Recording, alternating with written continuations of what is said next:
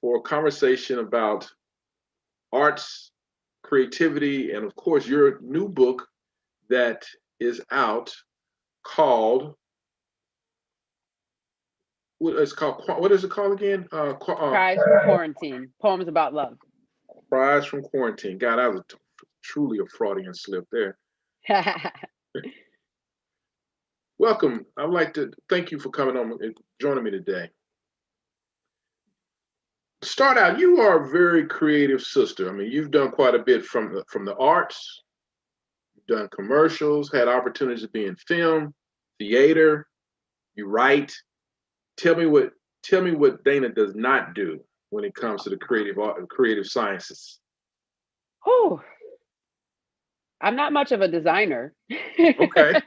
I do really enjoy the arts. I'm a visual artist too. Like that's kind of one of my foundations. This one here, I'm I gonna like it. print this year for the 20th anniversary of 9/11. Is it 20 or 21? Interesting. Okay. But that I did for I was obsessed with the Twin Towers when I was younger, and I made that in high school. It's a torn paper mosaic that I built Okay. I was going of to the ask you Twin what the Towers. so Yeah. it's a So it's it's a a torn paper mosaic. Is it on canvas? So you glued it on canvas or what? I did it on some sort of backing. I matted this so long ago. Once I undo it to print it, I'm gonna be like, oh my gosh, I did that. But I did it on some. I think it might be on a wood panel. Okay. Yeah, and all of the little newspaper strips that I used in the building are little messages. So I've always been Wow. I like into that. like Yeah. language and Yeah. tying things back to words. Yeah. Cool. So it's safe to say that the creativeness has always been a part of your DNA.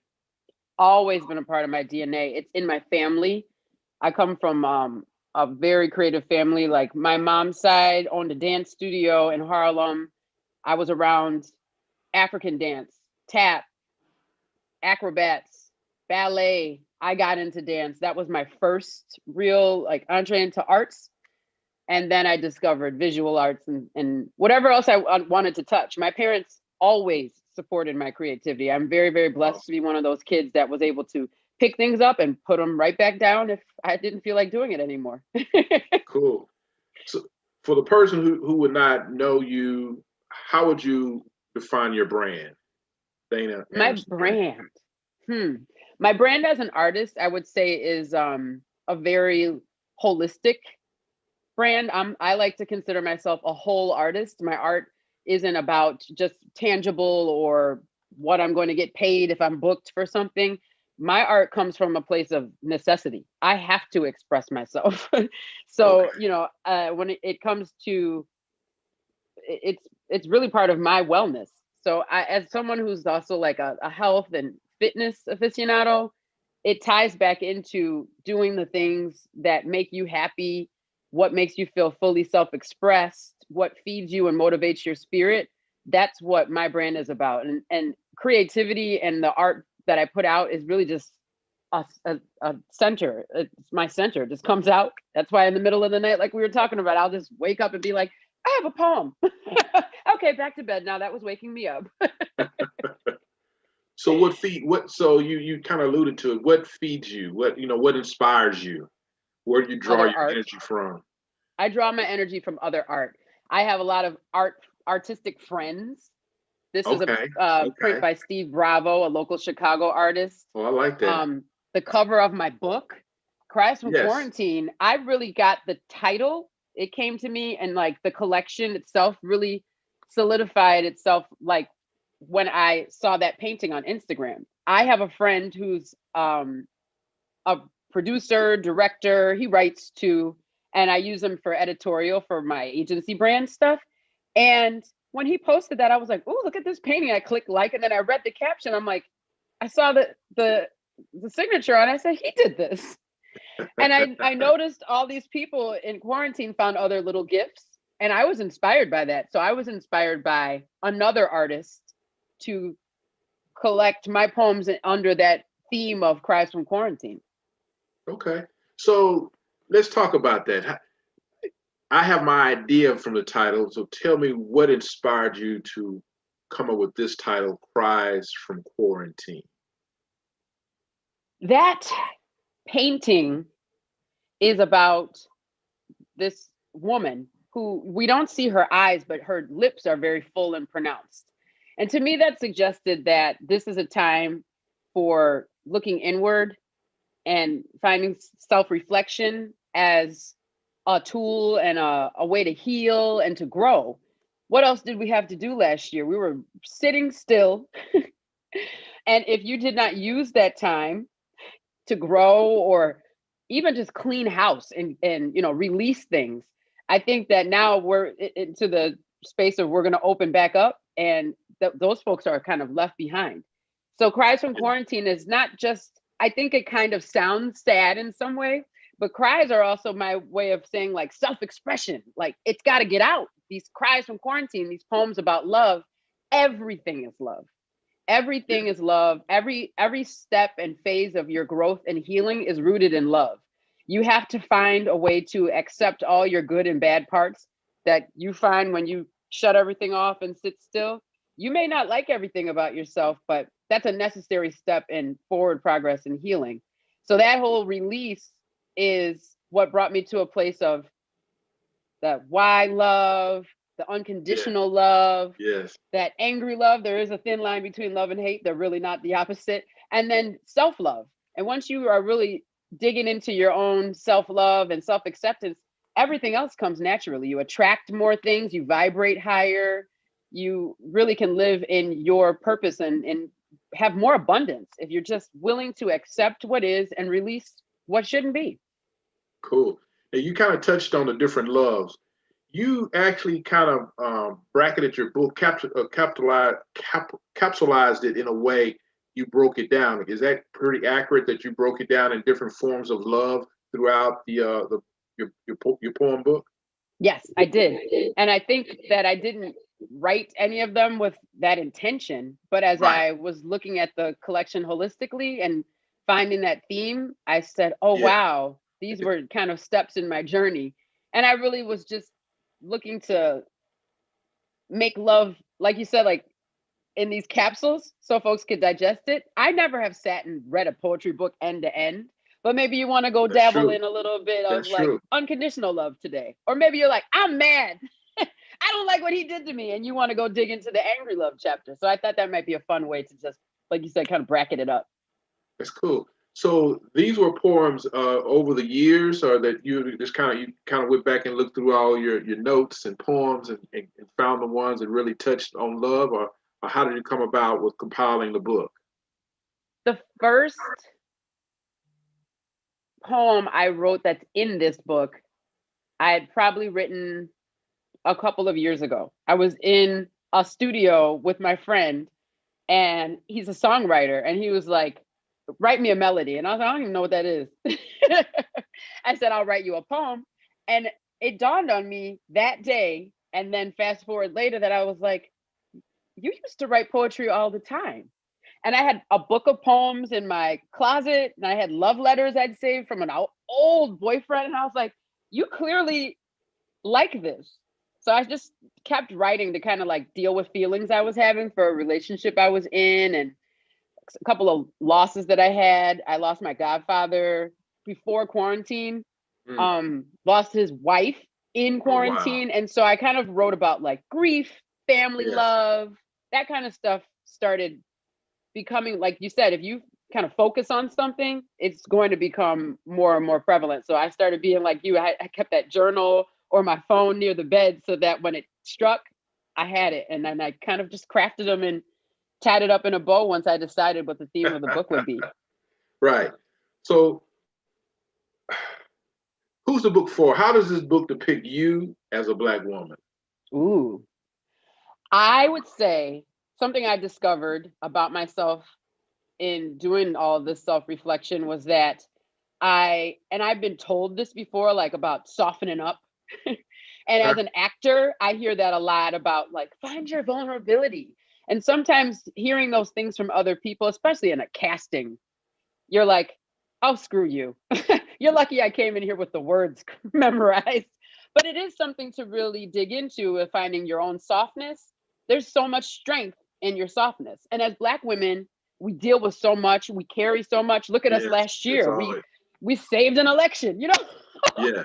We True. have to find that strength in our stillness and softness, and stop always being doers all the time, and be okay with expressing ourselves and being more gentle with ourselves and having more compassion about the rest that we need, and the needs that we have to soothe our own souls, to find that time. This is kind of what this book is about, and who it's for, is just, find some strength in your stillness, find some time to whatever your Cries from Quarantine is. Maybe it's not a book, but maybe you just like to finger paint sometimes. Maybe you Yeah. used to sing in church Yeah. and you forgot about it. Find some time to sing loud and free yourself. That's what this I is like really that. about. I like how you the analogy, what you said, the cries of quarantine. I like that. You really just crying out to something, which I Yeah, did. anything. You, I for years I painted, but I stopped painting, and I have to say, over the years was trying to force myself to paint. I would go out and buy paint brushes. I'll buy tubes of paint, and my daughter would tell me, "Daddy, why don't you paint?" And she'd walk around, oh, I like this painting, and these are old paintings, like, ah. So yes, you're right. Quarantine did it took really until November for it to finally birth, but I did. I'm You know, glad. yeah. Actually, it's one of I just kind of played around. I was just gonna ask, but I didn't want to that's say one it. of them. That's great. I did one, and actually, How did that feel? it was good. I was, I started watching a lot of artists on Instagram, just different techniques, and I got into that whole flow art. They're like, okay, let me try this flow art. It's not as easy as it looks. So it was kind of a starting point, but from there, I haven't dabbled. I'm gonna get back to the flow because it really takes time. From mixing the paint to make it flow accurately, it's a process. So like, okay, I'm gonna get back into it. Good. But I got quite a few I've done. I've started about 6 paintings, but I haven't finished them yet. But I got 6 that I have started.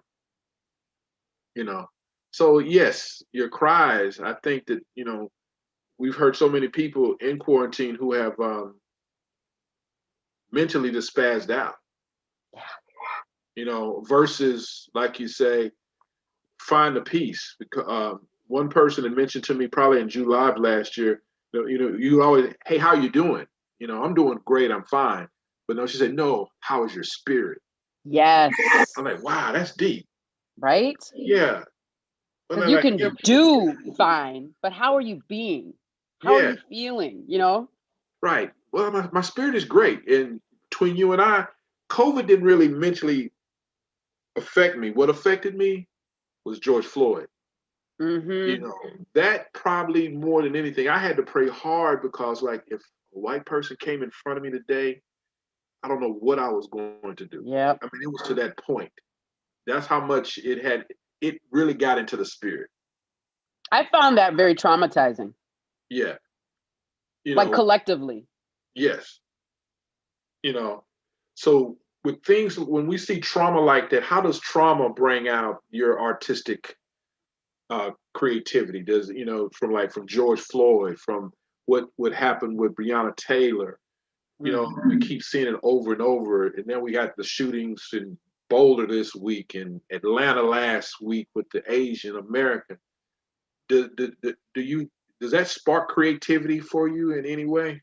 Definitely. I would say, until you just brought that up, I think that might have been at the point where I was determined to I wanted to hear my poems. They weren't on paper for me just anymore. I started hearing things in my head, and I wanted to set them to music or some type of ambiance. Yeah. It layered it up. It was like this voice started feeling like it needed to come out of me. And that's when I reached out to a couple of folks in my musical creative side, like that collective.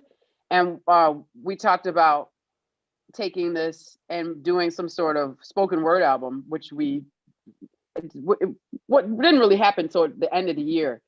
But like you said, that just like that build up and just like the tension, it was like a pressure cooker happening inside of me. And then paper and pen wasn't good enough. And there was a couple of poems that aren't in the book that made it into the spoken word album. And one is like a mantra. It's like a walking mantra for me.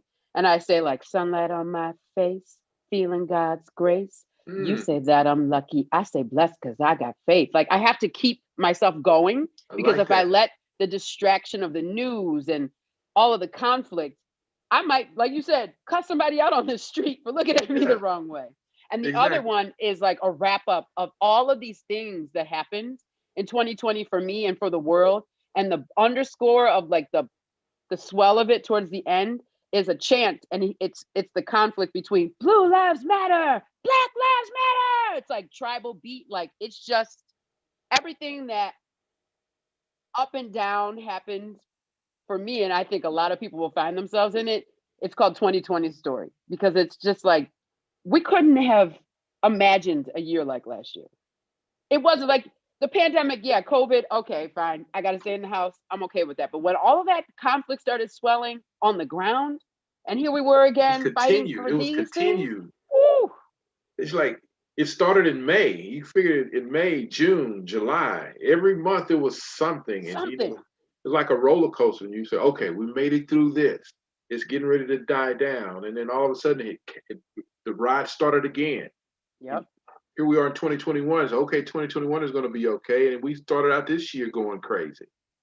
June 6th, right out the gate. Out the gate. We didn't even get a weekend.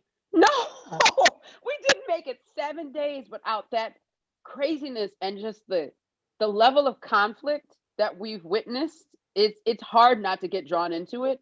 And I know we're in tune. We watch the news, you know, we want to be in tune, but I have really had to learn how a form of self-care for me is just not turning on the news in the morning or not having it on at night. You're correct, because I guess for the last 2 weeks I've always listened to NPR, and I would listen to a lot of. I don't even listen to NPR anymore because you're going to hear, because they're going to give you the full scope of the news. Oh yeah. You know, in those 2 to 3 minute snippets that they give you, it is so impacted with information. It's like I don't even want to hear it. You know, let alone watching. Nightly news. It's like, okay, I found myself reading more. Let me go. I'm eagerly waiting for these 2 books to come in now that were a week late. But I can't find them in the store because I would have went out and bought them. But, okay. So I really find myself reading more. I have too. The stuff that feeds my soul. Instead of that tone of, lumen. What do they call it? Doom scrolling when you're. Yes. And I really like that term because it's so true. It's like you're like, what's next? What's dark? What's happening? Boom! Right. You find the fetish and you go there. You keep scrolling. That rabbit hole. Like, okay.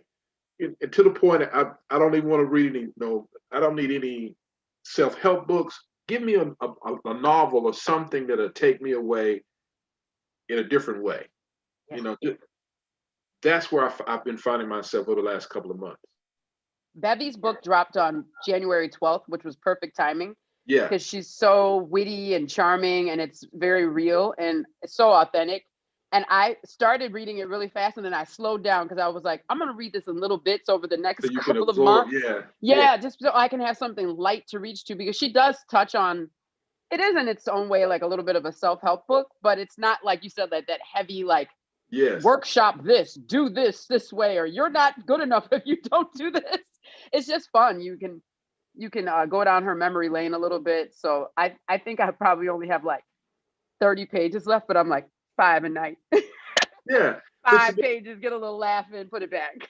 Exactly. And I love memoirs. Memoirs are very good. I mean, they're short, they capture that time of life. It's not like reading a full autobiography where you're trying to read the entire life of, but here it is, a segment of life that we can talk about.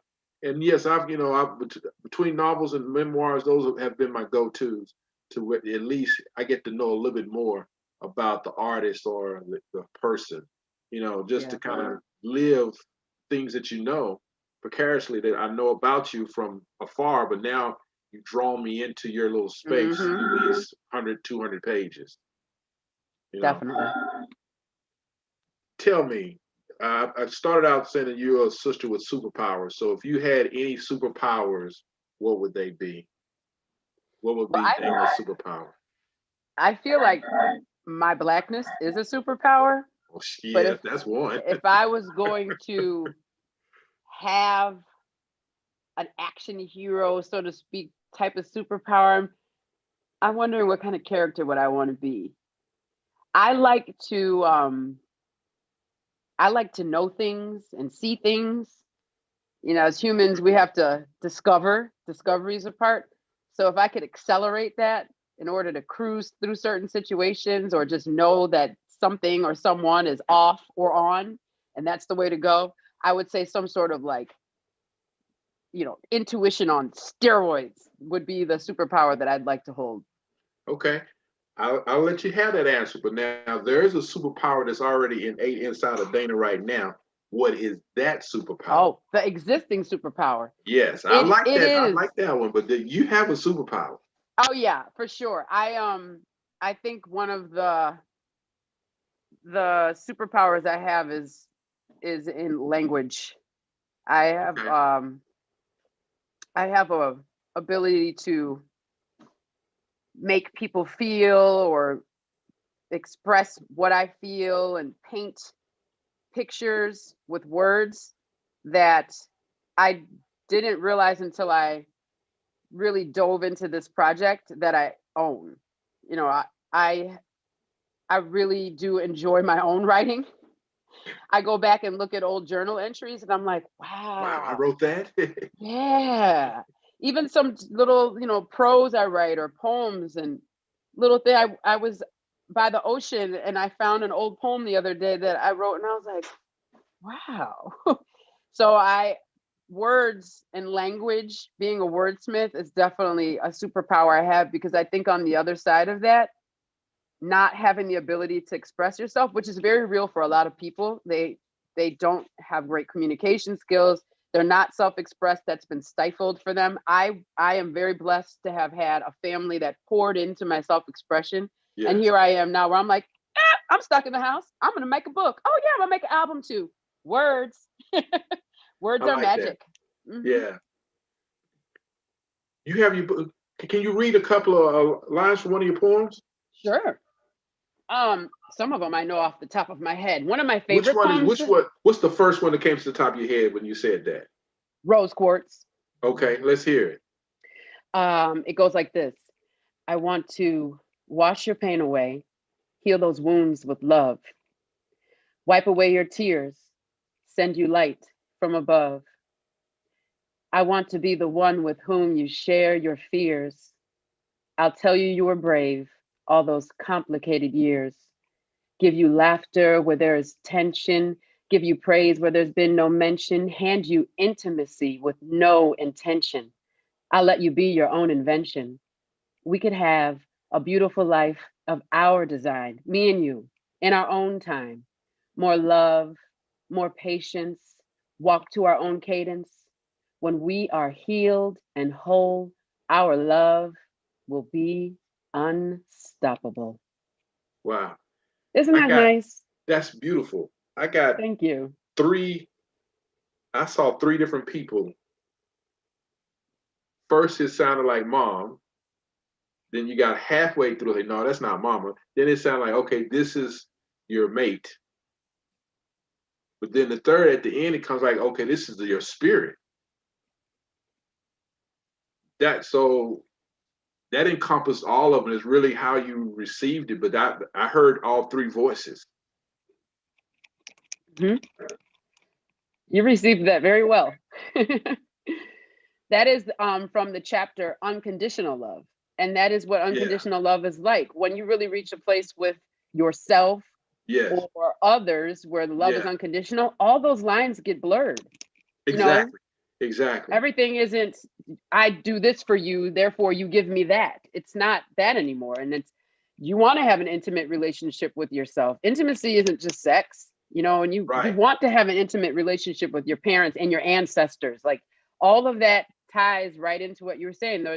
These voices, they're all one. That voice is love, and it's inside of all of us. And sometimes it takes getting shut down and stuck in the house for 6 months to find that place. Yeah. So what do you want the readers to glean from your book? 3 things that I you I would like, because that little encapsulation of putting love into buckets, it's not that I'm trying to make each type of love have a box that it's stuck in. I kind of want them to see that love shows up in different ways all the time, and it changes and evolves, and relationships, they shift and change and evolve, and most importantly, your relationship with yourself and to yourself is one that you should find all of these things in. We again tend to think of intimacy as romance. Intimacy is within. All of these little lines are blurred about love, and the more that we rest in and look at and sit with love on our hearts, I just think as human beings, we're going to be more whole and healed and be able to treat each other with more love and compassion and kindness. Yes, I like that. Me too. Like just a couple of fun things. Which authors inspired you? Be it from the poetic side or just just in writing in general. Any authors inspire you? Authors? Definitely. Yeah. When I was in high school, Gwendolyn Brooks came to my school, Mm, and she watched one of our poetry slams. And I have the book that we produced from my school. We made a poetry book, and she signed my poem with "An audience is a bunch of ones." And I mm. never really thought that much about it. Maybe she identified that I was nervous walking up to the podium. I don't know what made her write that on the book, but here I am, years later. And I take that to the stage with me, or whenever I'm at auditions. It's like, whether you're in front of one person or 200 in a theater, they're just all a bunch of yous. They don't have your I like that. superpower. Yes, it makes sense. They don't own me. They don't have power over me. I'm there to just be myself, just self-express. And that was a huge influence for me, is Gwendolyn Brooks. Mm, And when I was really in my thing, I used to love to read a lot of the Black Power movement. hmm Like Asada is one of my favorite books. Yeah. Taste of Power by Elaine Brown. I used to love to read stories of the movement. I loved those memoirs, like you said, like you could get through them in a snapshot. But I like how those stories were told. So I would say, autobiography of Malcolm X, stuff like that. Like that really inspired me to look at storytelling in a different Yes. way. Okay. So what's next for Dana? I am really excited about spoken word. I never liked spoken word. I never really liked speaking. I went from dance and then begrudgingly went into acting and theater, like live performances. So I am really looking forward now to using my voice, and I do voiceovers. That's totally different than spoken word. So I'm having fun exploring my voice and where it goes and stuff a lot more than I used to. That's cool. So who knows? Maybe I'll make a whole nother, B-sides to Cries From Quarantine, Yeah. When can we anticipate your spoken word album? It comes out the same day as the book. So March 30th. Wow, Yeah, cool. that will be available on all distribution platforms. So you can save it to Apple Music, or I can shoot you a preview to that too. What's the title of it? Yes. It's called CFQ, The Gallery Remixes. So my creative collective of musicians is called The Gallery Network. And there's 11 producers that collected on that. There's 2 that are like original compositions, and the rest of them are, produced. It's very like lo-fi, chill out, hip hop inspired.